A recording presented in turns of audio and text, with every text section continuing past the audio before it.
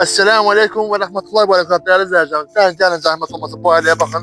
Biz bunu evvela çekmiştik ama tam çevirmemiştik. Gelin bakın bu ailenin vəziyyətinə.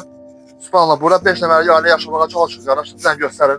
Bax, palçıq da, subhanallah, oraya bakın vəziyyətə. Ətrafı göstərin. Deməli, burada 5 nəfərlik ailə Allah'ın izniyle yaşamağa çalışır və təzə dünyaya gelen körpə var. Abdul balamız hele 40 günü bitmeyip. Ama neye sevinebilirsiniz? Subhanallah, evde vəziyyət pis olsa, evin bacısı o kadar sərgəlidir ki maşallah. Gelin bu qardaş, gelin zəhmət olun. Bura bakın, evin tavanına bakın. Bakın kulenkadır. Yani bura yağış yağar. Bakın tavanına bakın kulenkadır. Bu gördüğünüz palaz değerli izleyicilerimiz.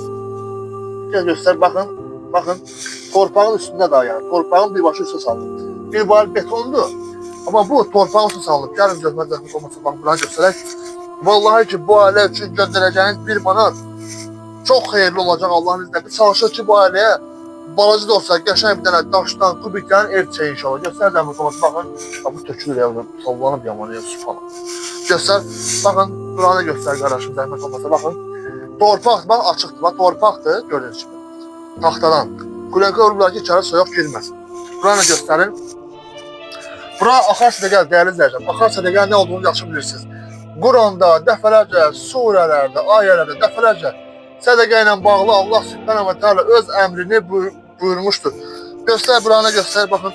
Ama bunun da altında bu ətrafı göster buranı ayısı. Ama elhamdülillah bacımıza Allah razı olsun. Bu şəraitdə evinizi gözəl təmiz saxlayır. Maşallah, maşallah. Səhifədə nömrəmiz, kartımız qeyd olunubdur. Birbaşa cavabdeh şəxs mənəm. Əhməd Balacayev. Balacayev Əhməd Cavanşioğlu. Balakən şəhərinin Dəmiryol qəsəbəsində yaşayıram. Kart da birbaşa bizə məxsusdur. Yalvarıram sizə, hələyə 1 manat. Vallahi ki, məsəl üçün deyirəm, bu videoya 10.000 baxış gəlsə, hələyə 1 manat pul göndərsə, inanın ki, biz bura çox qəşəng ev tikə biləcəyik. Təxmini lazım olan məbləğ bu ev üçün 10.000 manatdır. Və əminəm ki, biz gözəl xalqımızın sayəsində inşallah ki, nə edəcəyik? Bu məbləği toplaya biləcəyik və davam edəyək qardaş. Sağ olmak. Deməli bu Abdul balamızdır. Elhamdülillah Abdul.